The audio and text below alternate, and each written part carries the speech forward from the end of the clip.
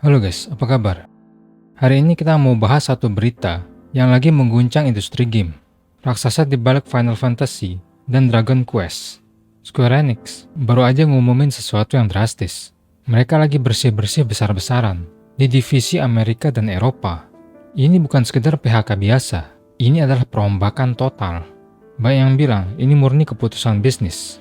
Tapi banyak juga yang melihat ini sebagai sinyal kalau Square Enix akhirnya kapok dengan strategi mereka di barat. Jadi, apa yang sebenarnya terjadi sama Square Enix? Kenapa mereka tiba-tiba mengambil langkah ini? Dan terlihat mereka seperti mau memusatkan operasi mereka kembali ke Jepang. Sebelum kita ke pembahasannya, buat kalian yang belum subscribe, subscribe dulu dan nyalain notifikasinya supaya kalian gak ketinggalan video-video dari aku. Oke, kita lanjut. Jadi, apa yang kita tahu? Di bulan ini, media-media game serentak ngeluarin berita ini. Square Enix melakukan PHK massal yang berdampak pada staf mereka di Amerika dan Eropa. Tapi ini sebenarnya nggak terlalu ngagetin. Ini adalah puncak dari rencana yang udah disiapin lama. Menurut VGC, ini semua adalah bagian dari restrukturisasi yang udah mereka umumkan sejak 2024. Laporan Bonding into Comics menyebutkan lebih dari 180 staf yang kena.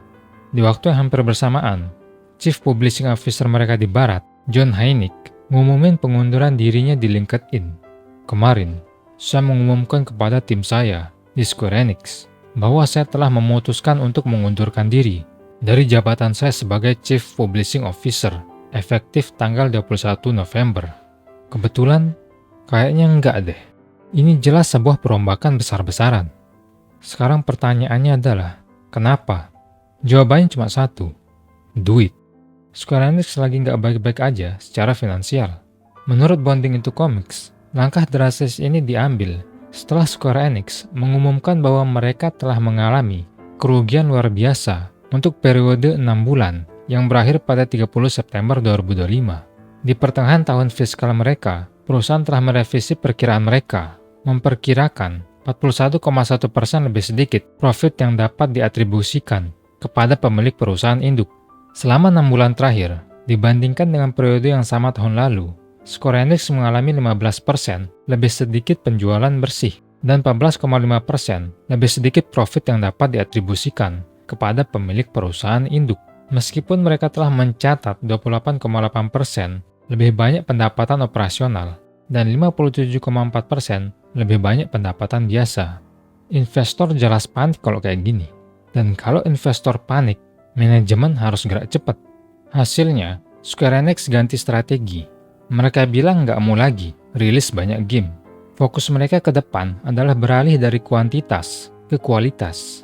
Untuk mencapai tujuan ini, kami pertama-tama akan memastikan bahwa proses pengembangan kami mencapai keseimbangan yang baik antara pendekatan berbasis produk yang didorong oleh konten yang mencerminkan kreativitas dari imajinasi karyawan kami, dan pendekatan berbasis pasar yang didorong oleh suara pelanggan dan tren pasar. Kedua, kami akan memprioritaskan judul-judul dengan potensi kuat untuk dicintai selama bertahun-tahun saat mengalokasikan talenta SDM dan investasi pengembangan, sambil juga meningkatkan keahlian tim inti yang bertanggung jawab mengembangkan judul-judul kami. Kami akan berusaha membangun jajaran judul yang berlapis, yang memungkinkan jadwal rilis berdasarkan irama dan waktu peluncuran yang optimal. Dengan menjalankan ketiga pendekatan ini, kami akan mencapai transisi kami dari kuantitas ke kualitas. Jadi intinya mereka bilang kayak gini, cara lama kita nggak berhasil, kita rugi besar bro, dan kita harus berubah total. Ini bagian paling menarik dari restrukturisasi tadi. Apa artinya merampingkan divisi Amerika dan Eropa? Artikel dari Pocket Gamer, Square Enix berencana untuk menutup studio di luar negeri dan mengkonsolidasikan pengembangan di Jepang. Ini artinya, eksperimen Square Enix untuk jadi ke barat-baratan dan ekspansi besar-besaran di Amerika dan Eropa dianggap gagal. Mereka sekarang kayak memutuskan untuk mundur, memotong divisi barat yang dianggap nggak profitable, dan memusatkan kekuatan mereka kembali ke markas mereka, yaitu di Jepang. Mereka mau kembali ke core mereka, ke pengembangan game ala Jepang yang udah terbukti bikin mereka sukses selama puluhan tahun. Oke, kita tahu faktanya. ada PHK besar-besaran. Kita tahu alasan resminya, mereka rugi besar. Sekarang kita bahas lebih dalam. Kenapa divisi barat mereka bisa rugi separah itu? Kenapa game-game mereka bisa buruk penjualannya? Disinilah muncul diskusi dan teori di kalangan gamer. Selama beberapa tahun terakhir, banyak yang merasa divisi barat Square Enix terlalu agresif mendorong agenda atau narasi yang sangat spesifik.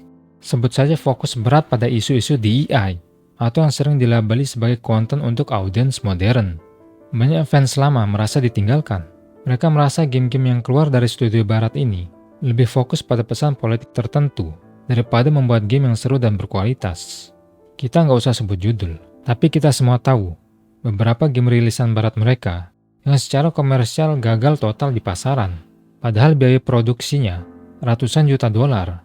Penjualan yang buruk yang disebut di artikel tadi, itu bukan angka ajaib. Itu adalah hasil dari produk yang nggak laku. Jadi, PHK massal ini dan mundurnya petinggi mereka dianggap sebagai, ya, konsekuensi logis. Ini adalah bisnis yang gagal, yang diduga kuat karena strategi konten dan ideologi yang mereka kejar di barat. Square Enix Jepang melihat data, mereka melihat kerugian yang besar, dan akhirnya memutuskan, kayaknya udah cukup deh bro, eksperimen ini selesai. Jadi kesimpulannya gimana? Ini adalah murni restrukturisasi bisnis untuk efisiensi dan menghentikan kerugian. Tapi kalau kita gali lebih dalam, kerugian finansial itu nggak datang dari langit. Itu datang dari produk yang gagal. Dan produk itu gagal diduga kuat karena strategi divisi barat yang udah nggak sejalan lagi dengan selera mayoritas pasar. Square Enix sekarang kayak pulang kandang ke Jepang. Mereka mau cari selamat, kembali ke akar mereka, menjadi Square Enix yang dulu kita kenal. Oke, mungkin segitu aja dari aku. Gimana menurut kalian guys? Apakah ini sinyal jelas bahwa Square Enix kapok dengan eksperimen mereka di barat? Tulis pendapat kalian di bawah. Kalau kalian suka video kayak gini, jangan lupa like dan subscribe, dan cek videoku yang lain. Semoga kalian menikmati videonya and see you guys next time. Peace.